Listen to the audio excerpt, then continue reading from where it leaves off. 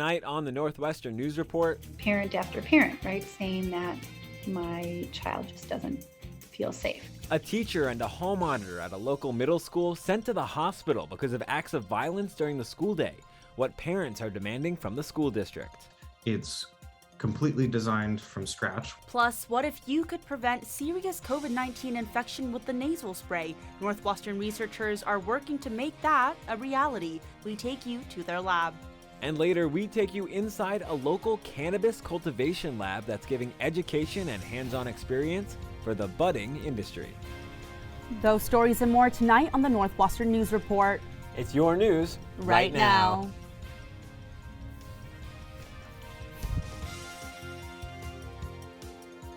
Good evening and welcome to the Northwestern News Report. I'm Andrew Rowan. And I'm Jenny Huh.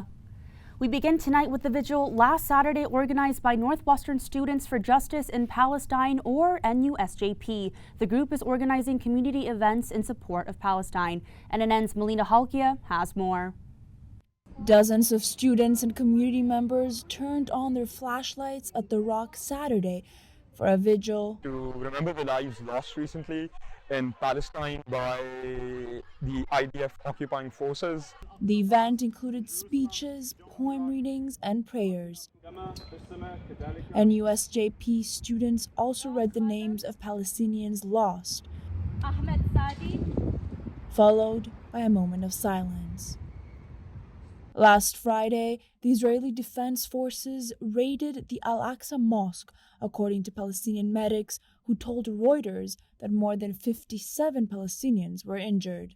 According to Reuters, Palestinians are accusing Israel of restricting Muslim prayers at the mosque, but the Israeli police says the raid was in response to people throwing rocks and fireworks close to the Western Wall, where Jewish worship was underway. And I think regardless of where you are in the world, regardless of what race, religion, ethnicity you come from, it's very important to remember that at the end of the day, there are humans.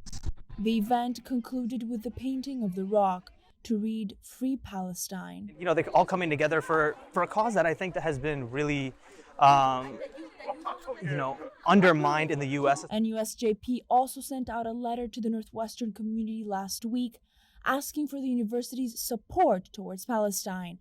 The students wrote, quote, "We denounce the university's silence on apartheid in Palestine." The student group Wildcats for Israel also released a statement last night saying that although they respect NUSJP's cause, they found that, quote, "writing the blatantly anti-Semitic and violent trope frequently used by Hamas from the river to the sea is unacceptable." The university did not immediately respond to NNN's request for comment. Just progressively happen. There will be more protests, there will be more vigils, there will be more actions. NUSJP said they have more events coming up aimed at raising awareness and supporting Palestinians. I would just love it if people would take a moment out of their day to acknowledge the absolute atrocities that are being taken. Dozens of students and community members turned on their flashlights at the Thanks, Melina. Andrew? Thanks, Jenny. Well, COVID numbers across the country are rising, and there's no exception locally. Evanston saw 210 new confirmed cases last week. That's 6.6% increase from the prior week. It brings the positivity rate to 2.7%, but Evanston public health officials say looking at the positivity rate isn't as useful due to the widespread use of at-home test kits where results aren't always reported to the city. Here on campus, the numbers were slightly down, but so were the number of tests. They were down 15%. There was 227 new positives last week, down 25% from the prior week. That brings the positivity rate to 5.17%. At least a dozen colleges and universities across the U.S. have announced they will again require face coverings in certain indoor spaces, including Columbia, Johns Hopkins, and Georgetown. We've heard no such announcement from Northwestern. Northwestern researchers are helping develop a new COVID-19 nasal spray designed to protect individuals from serious infection. But how does it work? NNN's Julia Richardson takes us into the lab. Researchers at Northwestern using a new protein to attack COVID-19 head-on. It's completely designed from scratch, one which I just find fascinating. Along with scientists at the University of Washington and Washington University at St. Louis, Researchers in Dr. Michael Jewett's lab are developing a new nasal spray to block COVID's ability to infect cells. The vision of this effort was to create antiviral protein-based therapeutics that could maintain potency, that could still work, that could still neutralize the virus, even under the selective pressure and evolution of the virus that's been occurring. The existing antiviral therapies may work for select variants of the virus, but do not target the spike protein. The spike protein is one of the ones that's under the most evolutionary pressure. It's the one that has been changing the most rapidly in the virus. To start the project, the researchers modeled proteins on a computer. Someone actually looked at the shape of the spike protein, and then they said, aha, if I want to block it or coat the spike protein in some way to prevent this interaction, what would the complementary shape need to look like? Kind of like a lock and a key. Because this therapy is designed from scratch, it has more potential for accessibility than other methods. Our proteins can be made much more cheaply and hopefully at a much larger scale. The spray acts as a method to prevent disease and as a way to mitigate symptoms in those who have already contracted COVID-19. The more people that are infected, just, mathematically, there's just a much higher chance that some new mutation is going to arise. And so our best bet is really to prevent and treat it everywhere. And medical professionals like Ozer say they are hopeful. I definitely welcome any new therapeutics that might be beneficial and effective and can be especially if they can be easily administered. And Julia joins us now. Julia, where is the nasal spray in the development process? Yeah, so the spray has currently only been tested on mice and is in the preclinical stage, but researchers hope it will be in phase 1 of clinical trials by the end of this year. Andrew Hunt told me the process has moved beyond the lab now, is in the hands of other collaborators who are figuring out how the drug would actually be manufactured. But the first step is just making sure it's safe for human use. And could these proteins be developed anywhere? Yeah, so there's a lot we don't know yet, but researchers tell me they're hopeful that the protein can be cheaply made anywhere. Dr. Jewett said manufacturers would make a COVID antiviral protein in large quantities in a tank reactor using bacteria or yeast, and in some instances, these reactors could be as large as an Olympic-sized swimming pool. This would occur in centralized facilities that would then prep them for administration to people. Thanks, Julia. Northwestern's Lutheran Campus Ministries and Evanston's Connection for the Homeless are hosting an educational event. It'll be held this Thursday at 7 p.m. in the Vale Chapel and focus on affordable housing and the youth homelessness in the city of Evanston. The goal of the event is to educate Northwestern students on homelessness in the city and provide information about how they can advocate for affordable housing in the community. There will also be resources to help Northwestern students who might be struggling to find affordable options. We can encourage the university to do things to increase the availability of affordable housing in Evanston for both ourselves, which I know a lot of students have trouble finding affordable housing off campus, but then also people in the community. To fill out a survey from Connections for the Homeless about finding affordable housing in Evanston, scan the link of this QR code. Coming up, Oakton Community College's Cannabis Cultivation Lab is no weed out class, how the lab is helping students learn about the cannabis industry. And the largest student-written musical is back on campus this weekend. NNN's Diego Ramos-Bechara talks about the members of their production team when we come back. I don't know. Worried about your friend, but don't know how to reach out? You could say, how are you, or get a fake tattoo. You could ask with an app if it works for you. You could chat with them in VR, it's so good. If you think you should check in, yeah, you should. Whatever gets you talking. Reach out to a friend about their mental health. Whatever gets you talking. Learn how you can help at seizetheawkward.org.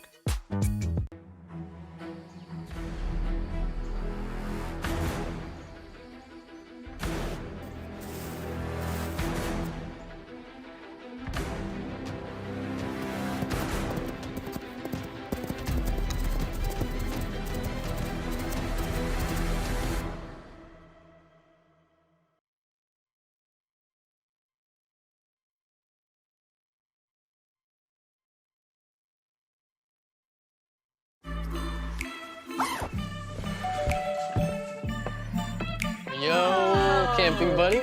Okay, you guys ready? Dude, I thought you were driving. I thought you were driving. Oh, I never said I was driving. I definitely can't drive.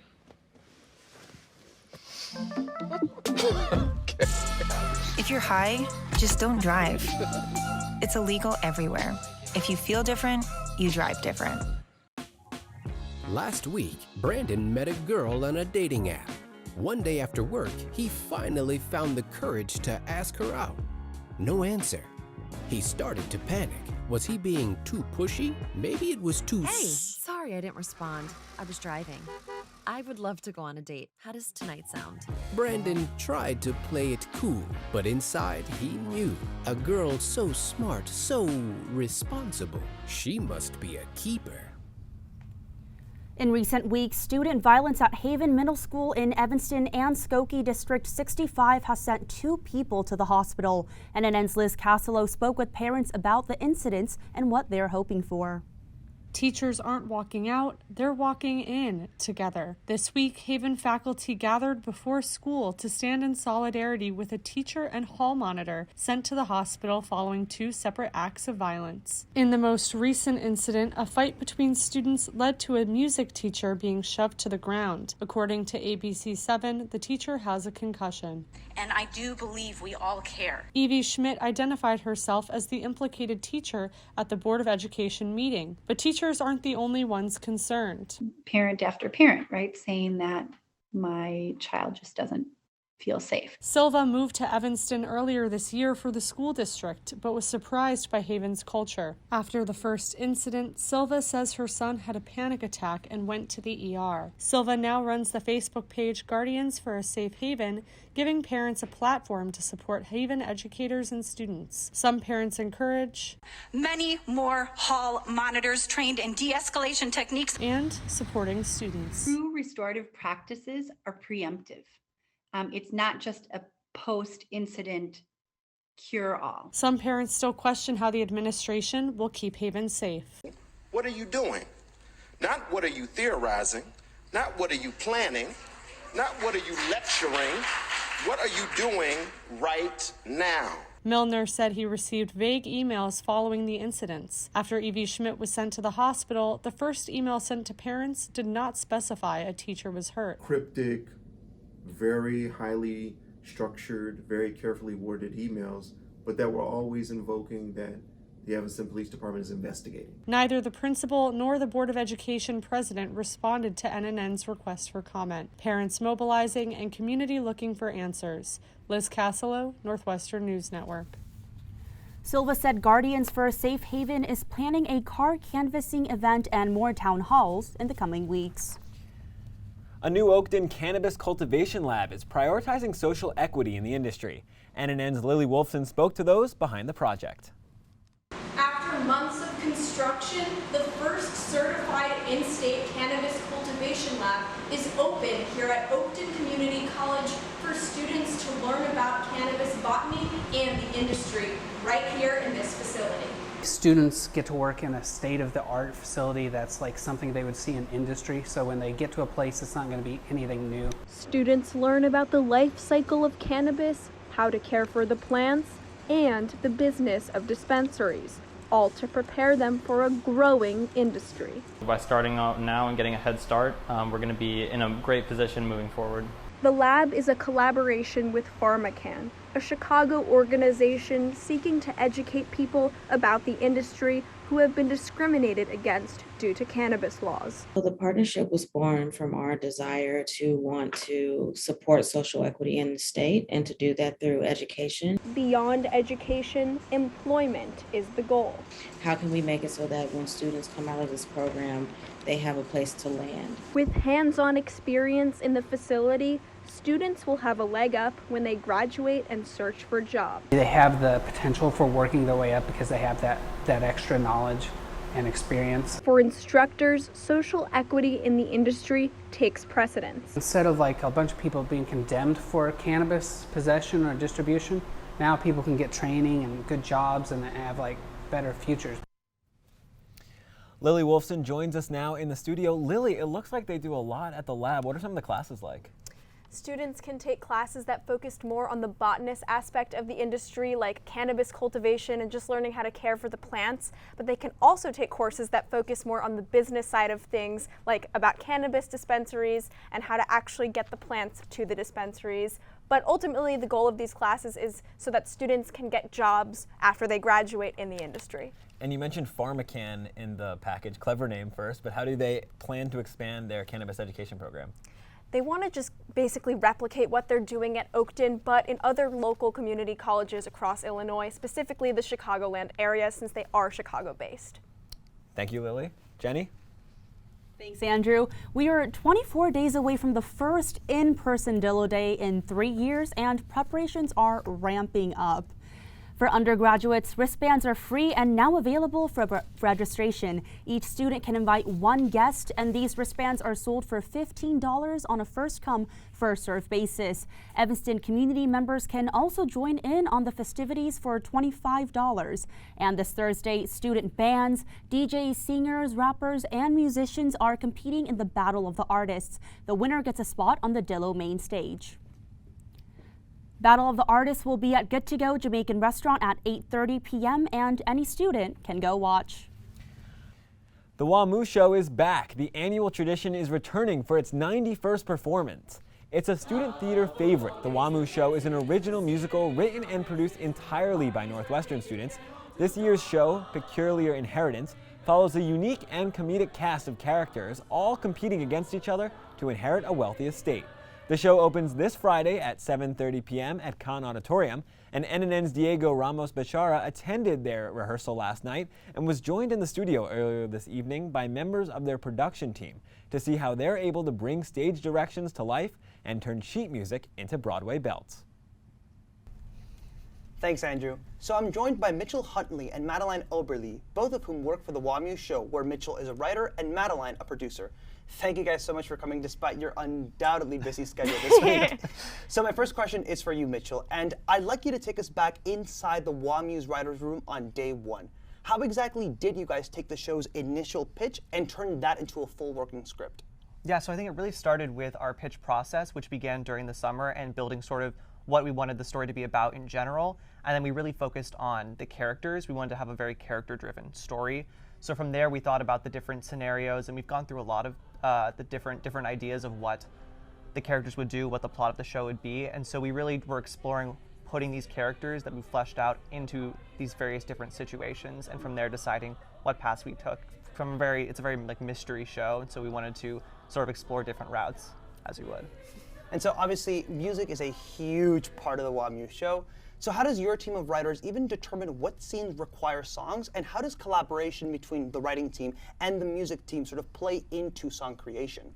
Yeah, so that's a thing we call song spotting in musical theater writing, and sort of figuring out what are different really important points, like we call it the I Want song, which is when the main character sings about what they're looking for, what they're striving for, and we take those specific moments, and as well as finding various moments throughout the show where we can add some levity or some just some lightness and fun into the show. And we chose a jazz score this year, which was very ambitious because a lot of our writers are very new to the writing process and did not know sort of that kind of style. So we really had to work closely with the music team to sort of arrange the songs and get them in a way that sounded very jazzy and that kind of style, which was really hard for a lot of our writers, but we had such a strong team, and collaborating with them was really important to getting something that sounded really amazing on stage. Seems as though it was.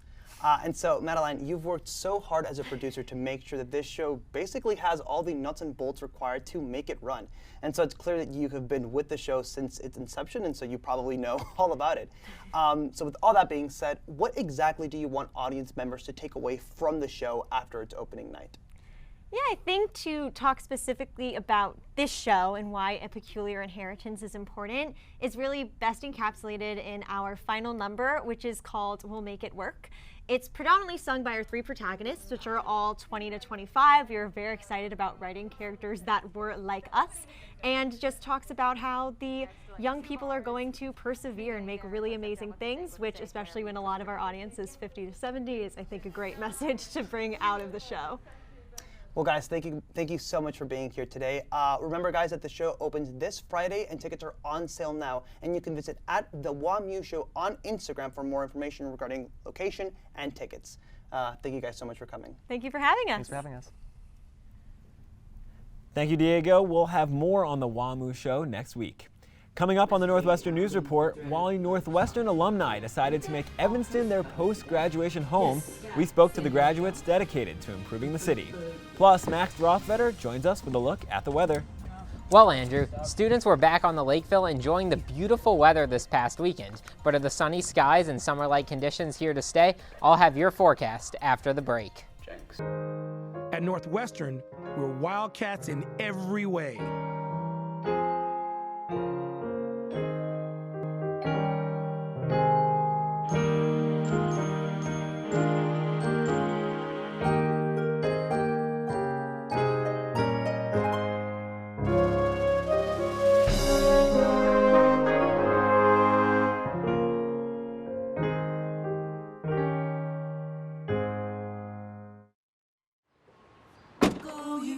Northwestern break right through that. With our colors flying, we will cheer you all to go. Go you Northwestern, fight for victory, sweet victory, for the fame of our fair name, and go Northwestern, win that game. Go Cats! At Northwestern University, we are pioneering innovation and achieving excellence across every imaginable discipline.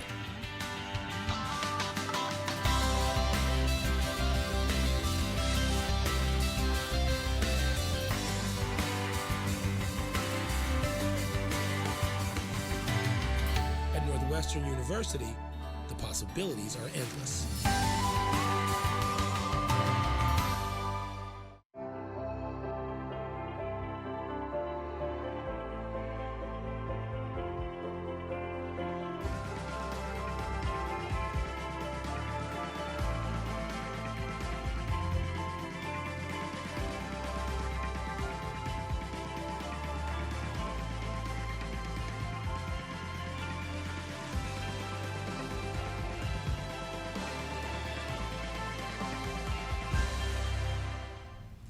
Welcome back. Spring is in the air, and so is the annual Refresh Dance Crew Spring Show, in person for the first time in 3 years. With an out-of-this-world theme titled The Universe, the show will blast off from Tech Ryan Auditorium this Friday at 9 p.m. and Saturday at 7 and 10 p.m. Well, Jenny, we have been on a weather roller coaster for the past couple of days, ranging from the high 70s on Saturday to the low 30s last night. The ride, though, looks to be calming down. NNN's Max Rothvetter is here with your forecast. Hi, Max. What is going on? Hi, Andrew. Yeah, that's exactly right. Saturday was absolutely beautiful, with temperatures reaching the low 70s in the morning and peaking into the low 80s in the afternoon. Take a look at this drone footage that Andrew recorded. The sun was shining bright and the Lakeville was packed with hammocks, slacklines, and music. But sadly, those temperatures only lasted a day. Let's take a look live out of our studio right now. You can still see some sunlight with sunset at 7:44 p.m. this evening. Temperatures reached in the low 50s today, but are going to drop back into the mid-30s in the overnight hours, so it's time to take those jackets back out.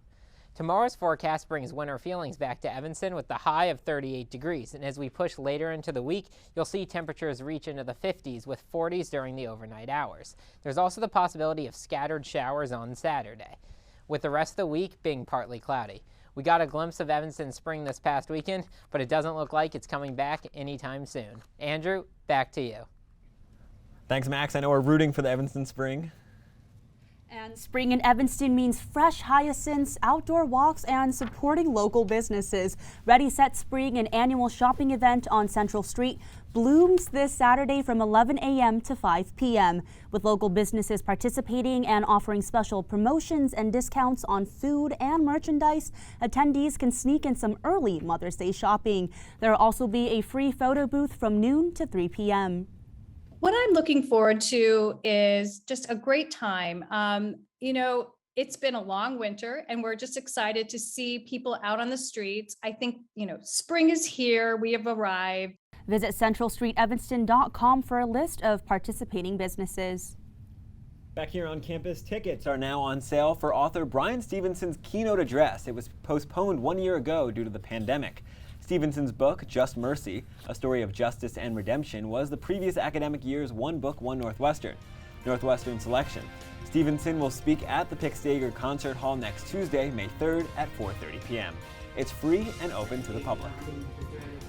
After the break, how Northwestern graduates continue making an impact on Evanston. At Northwestern, we're Wildcats in every way.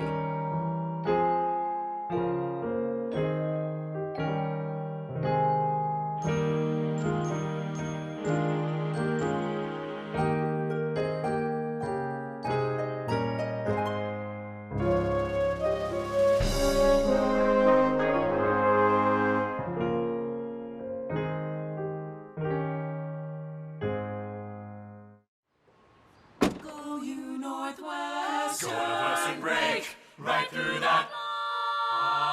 With our colors flying, we will cheer you all to go. Go you Northwestern, fight for victory, sweet victory, spread for the fame of our fair name, and go Northwestern, win that game.